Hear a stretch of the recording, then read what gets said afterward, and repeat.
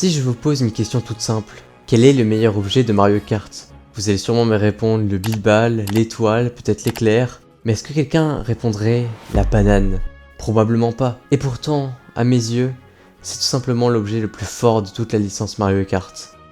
27 août 1992, le premier Mario Kart sort sur Super Nintendo. Le concept est simple, plusieurs pilotes, une course, des objets et un seul objectif, franchir la ligne d'arrivée en premier.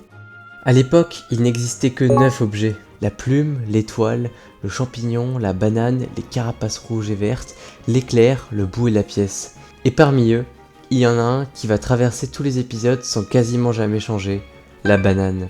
Son fonctionnement est toujours le même, on peut la garder derrière son kart pour se protéger, la poser au sol pour piéger quelqu'un ou la lancer devant soi pour tenter un snipe. Rien de spectaculaire. En apparence, c'est juste un objet classique, sympa à avoir, mais jamais celui qu'on espère obtenir. Et pourtant, depuis plus de 30 ans, Nintendo a conçu la banane comme l'un des objets les plus puissants de Mario Kart. Contrairement au bilbal ou à l'étoile, la banane apparaît quand on est devant dans le classement. Elle n'est pas là pour revenir dans la course, elle est là pour empêcher les autres de revenir sur vous. C'est un objet de contrôle, un objet qui met une pression énorme aux joueurs derrière. Et parfois, il n'y a même pas besoin de la poser.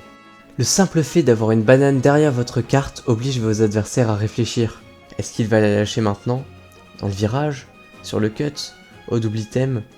Résultat, ils hésitent et ils jouent plus prudemment. Et dans Mario Kart, une seule hésitation peut suffire à perdre une course. Défensivement, la banane est déjà excellente, mais offensivement, elle est terrifiante. Derrière une ligne d'objets, dans un cut, au milieu d'un virage, sur un zipper, ou maintenant sur les rails de Mario Kart World, il existe des dizaines d'endroits où une banane peut complètement ruiner la trajectoire d'un joueur. Et ça ne s'arrête même pas au contact, il y a aussi l'aspect psychologique.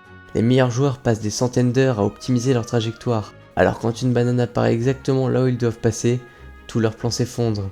Je le sais parce que ça m'arrive constamment, ça fait plus de 3 ans que je joue à Mario Kart, et dès qu'une banane apparaît dans mon environnement, je ne joue plus comme je veux, je modifie mes dérapages, je change mes trajectoires, je renonce parfois à un cut, ou même à un double item. Une simple peau de banane peut contrôler toute une portion d'un circuit.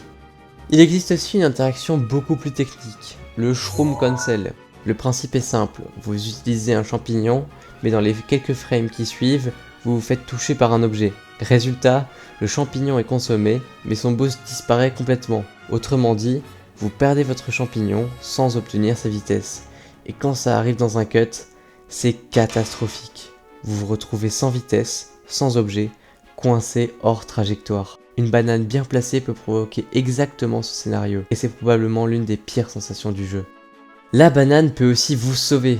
Imaginez qu'un joueur derrière vous possède des triples rouges ou des triples vertes. En plaçant intelligemment vos bananes, vous pourrez lui faire perdre toutes ses carapaces avant même qu'elles vous atteignent. Et avec Mario Kart World, c'est encore pire. Les objets posés sur les rails sont quasiment impossibles à esquiver. Autrement dit, chaque banane devient une menace garantie. Le meilleur exemple vient de la finale de la Coupe du Monde. Liaz et Kuzan contre Wawaze. Regardez bien, Wawaze est 3ème. Devant lui, il y a Kuzan en 1 et Liaz en 2, tous deux armés de 3 bananes. Liaz pose une première banane au début de la spirale. Grosse frayeur, mais Wawaze arrive à esquiver. Sauf que cette esquive modifie sa trajectoire, et il rate la partie du rail. Mais après, il obtient l'un des meilleurs pools d'items possibles en 3ème position. 3 rouges et un klaxon. Normalement, il peut revenir, sauf que Liaz va transformer ses bananes en véritables boucliers. 2 bananes posées à la strat, 2 rouges disparaissent.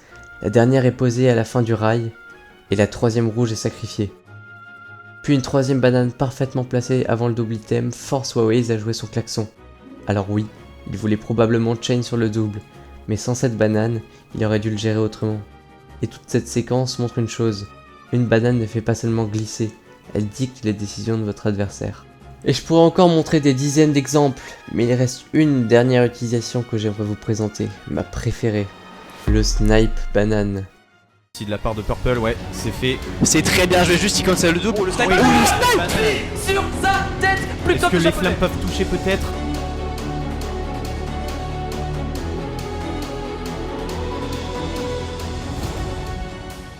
Quand je vous ai dit que la banane était un objet plutôt défensif, je vous ai un peu menti.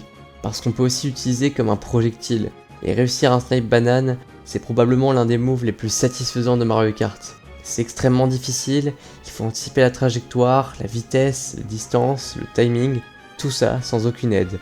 On le fait à l'instinct. Et pourtant quand ça touche, la sensation est incroyable. Et même si ça rate, la banane finit quand même sur la trajectoire de votre adversaire, elle continue donc à exercer une pression. Encore une fois, même lorsqu'elle échoue, elle reste utile. Vous l'aurez compris, la banane n'est pas l'objet le plus spectaculaire, elle ne vous fait pas remonter du fond du classement, elle ne détruit pas toute la course comme un éclair, elle ne garantit pas l'invincibilité comme une étoile, mais elle fait quelque chose d'encore plus fort. Elle contrôle l'espace, elle contrôle les trajectoires, elle contrôle les décisions. Et dans Mario Kart, contrôler les décisions de son adversaire, c'est peut-être ce qu'il y a de plus puissant. Bien joué, très belle banane par contre de la part de Lias qui a assuré, malheureusement le triple qui ne font pas effet grâce aux 3 bananes tellement bien placées de Lias, franchement impeccable. Est-ce qu'on peut aller garantir ce top 2? Attention, la banane serrée, elle est vue du côté de Swiss. On va s'engager tranquillement sur ce cut et Trail juste après, je pense. Qui est banane dans le cut peut-être? Ouais, banane dans le cut. Touche Cousin, cette banane utile. On est top de côté FR. Cette vidéo marque le premier anniversaire de Blue Shell News, alors merci à toutes les personnes qui regardent les vidéos, qui s'abonnent, qui commentent, qui likent, qui font vivre cette chaîne. J'y consacre énormément de temps, d'énergie et surtout de la passion.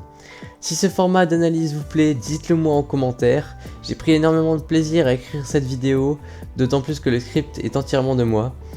N'hésitez pas non plus à rejoindre le Discord dans la description, ainsi qu'à me suivre sur Twitch, TikTok et Twitter. A très vite.